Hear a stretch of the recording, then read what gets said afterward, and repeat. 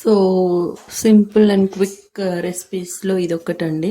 So first అయితే ఒక half bowl water అయితే తీసుకున్నాను. అందులో కొంచెం రాక్ సాల్ట్ కూడా వేసాను. అండ్ ఒక 1 టేబుల్ స్పూన్ అంత ఆయిల్ అయితే వేసుకోవాలి. సో మీకు ఈ పాటికి అర్థమై ఉండొచ్చు సో నేను చేసే రెసిపీ ఏంటి అనేది.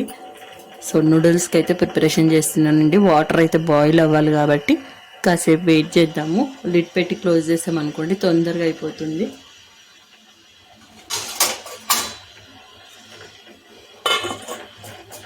ఒక 10 మినిట్స్లో బాయిల్ అయిపోతుంది. ఓకేనా.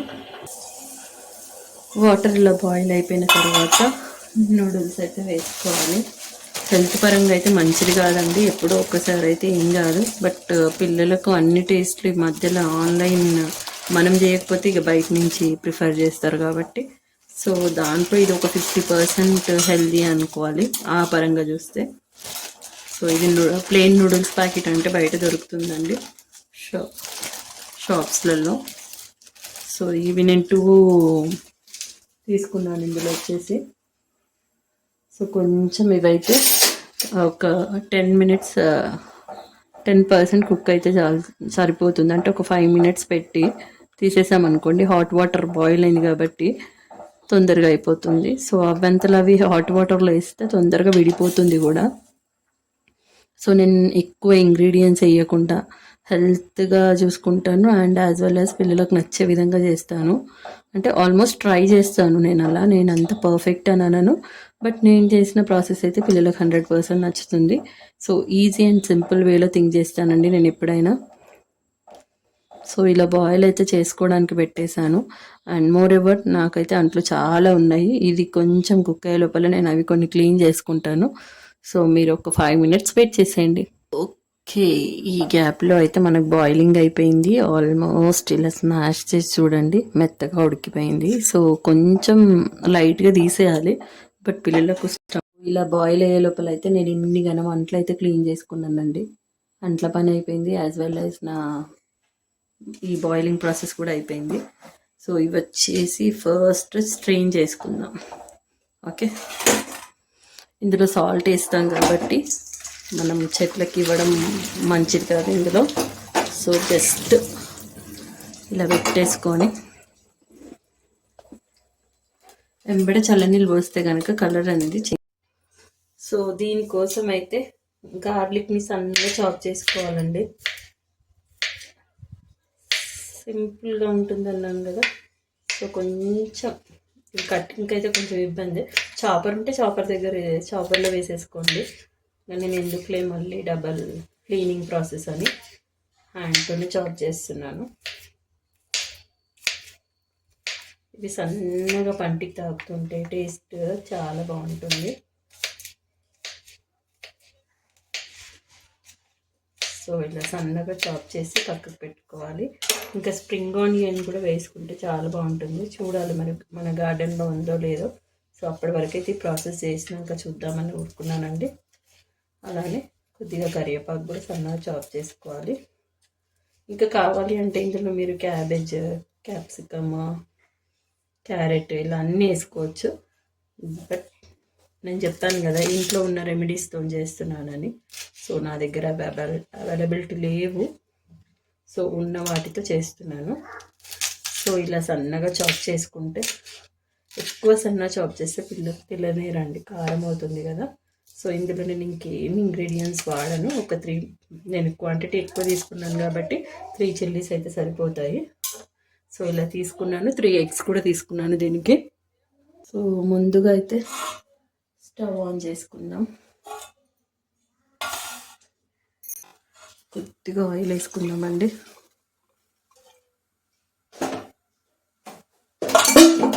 కొద్దిగా ఆయిల్ వేసేసుకొని ఇందులో 3 ఎగ్స్ని బీట్ చేసుకోవాలి.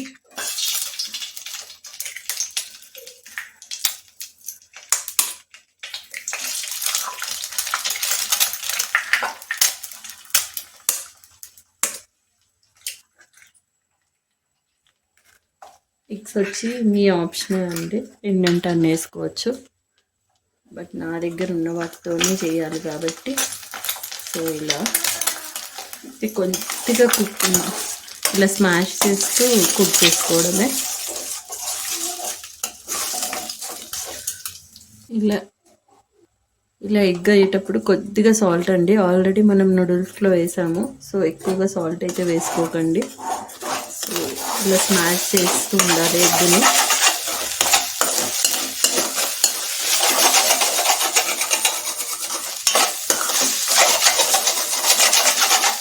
ఇలా చేశారనుకోండి పిల్లలు చాలా ఇష్టంగా తింటారు. ఒక్కసారి ట్రై చేయండి.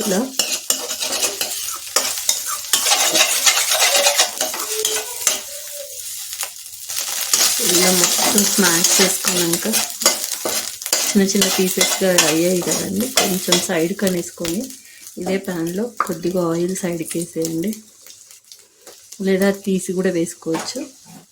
కొద్దిగా ఒక 1 టేబుల్ స్పూన్ అంత ఆయిల్, ఒక 1 టేబుల్ స్పూన్ వచ్చేసి నెయ్యి అండి. పిల్లలు డైరెక్ట్గా ఇస్తే తినరు కాబట్టి నేను ఇలాంటి రెసిపీస్లో వేస్తూ ఉంటాను. సో కొద్దిగా నెయ్యి వేసుకొని ఇప్పుడు అందులో మనం ముందుగానే కట్ చేసుకున్న గార్లిక్ వేసేసుకోవాలి.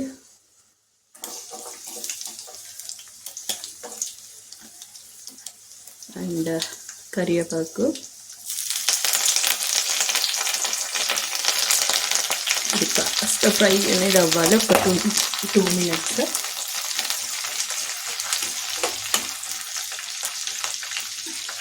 మంచి ఫ్లేవర్తో అయితే టేస్ట్ చాలా బాగుంటుంది, ఒక్కసారి చూడండి ఇలా.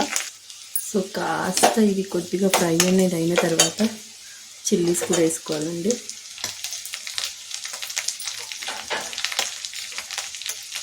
వేసేసుకొని ఇది కూడా కొంచెం సేపు ఒక 2 మినిట్స్లో ఫ్రై చేసుకుంటే సరిపోతుంది. ఇలా కొద్దిగా ఫ్రై అయితే సరిపోతుందండి. ఇప్పుడు ఈ ఫ్రై అయిన దాంట్లో మొత్తం మిక్స్ చేసేసుకోండి.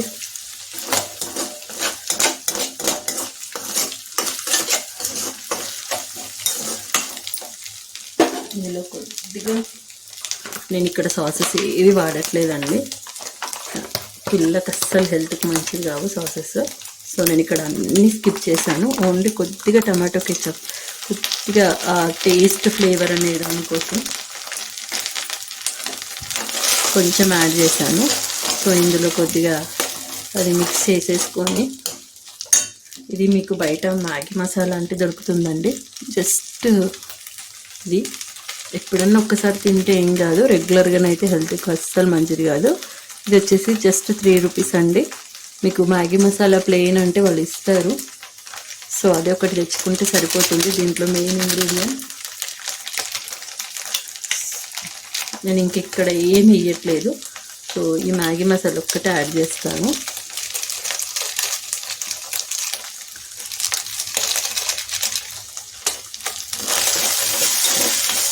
సో 1 మినిట్ ఇలా ఫ్రై చేసేసుకొని అందులో మనం ముందుగానే బాయిల్ చేసి పెట్టుకున్నాము కదా నూడిల్స్, ఇందులో వేయడమే. చూసారా, కొద్దిగా ఆయిల్ సాల్ట్ వేయడం వల్ల ఇలా పొడి పొడిగా వస్తాయి. అండ్ ఎప్పుడైనా సరే నూడిల్స్ని వచ్చేసి కలపకూడదండి, అంటే మామూలుగా మీరు గరిట పెట్టి కలుపుతారు కదా అలా కలపకూడదు. నేను ఇప్పుడు ప్రాసెస్లో చూపిస్తాను. పెద్ద స్టిక్ లాంటిదన్నా తీసుకోండి, లేదా ఇలాంటి ఫోక్ లాంటిదన్నా తీసుకొని 2 స్పూన్స్తోని ఇలా జస్ట్ ఇలా అంటే సరిపోతుంది.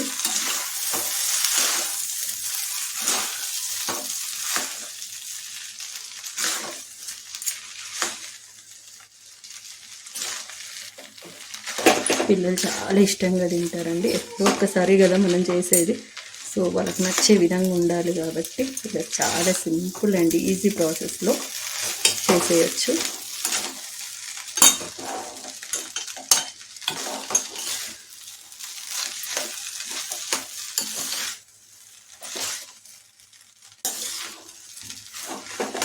ఇంకా వెజిటేబుల్స్ వేసి అన్ని సాసెస్ వేసి కూడా చేయొస్తారు, అండ్ క్రీమ్ కూడా వేసి చేస్తారండి.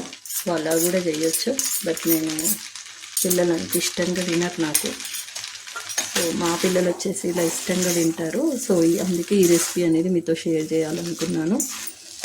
ఇప్పుడు సమ్మరు మధ్యకి అయితే ఒక పెద్ద వారే అండి పిల్లలతోని. ఏమన్నా ఉన్నాయా తినడానికి అనేది. స్కూల్లో ఉంటే అవన్నీ ఏవి గుర్తుకురాదు వాళ్ళకు. ఇంట్లో ఉంటే మాత్రం 100% నా పిల్లలు అయితే కంటిన్యూస్గా అడుగుతారండి ఏమన్నా ఉన్నాయా తినడానికి. సో వాళ్ళకైతే ఏదో ఒకటి కావాలి కంపల్సరీ. జస్ట్ ఇలా ఒక కలిపేసుకొని ఒక 2 minutes ఇలా లిడ్ పెట్టి క్లోజ్ చేయడమే. ఒక 2 minutes తర్వాత కలిపేసి స్టవ్ అనేది ఆఫ్ చేయడమే అండి. సో అప్పటి వరకు నేను వచ్చేసి స్ప్రింగ్ ఆనియన్స్ పైన ఉన్నాయేమో చూసి చూద్దాం. స్టవ్ ఆఫ్ చేసేస్తున్నాను. లోనైతే చూసారు కదా, మీకు ఇంకా ప్రీవియస్ వీడియోలో చెప్పాను నేను ఇలా వేస్టేజ్ అంతా ఇలా స్టోర్ చేసుకొని పెడతానని. సో బాటిల్ ఇలా అయితే అరేంజ్ చేసుకుంటానండి. సో ఇక్కడైతే స్ప్రింగ్ ఆనియన్స్ కొన్ని ఉన్నాయి. సో అవి కటింగ్ అయితే చేసేసుకుందాం. నీట్గా వాష్ చేసేసి వేసుకోవడమే. టేస్ట్ బాగుంటుంది అప్పటికప్పుడు ఇలా తెంచుకొని వేయడం. సో లాస్ట్గా వచ్చేసి స్ప్రింగ్ ఆనియన్స్ని వేసేసుకొని సర్వ్ చేసుకోవడమే. సో మా పిల్లలు చెప్తారు టేస్ట్ ఎలా ఉందనేది.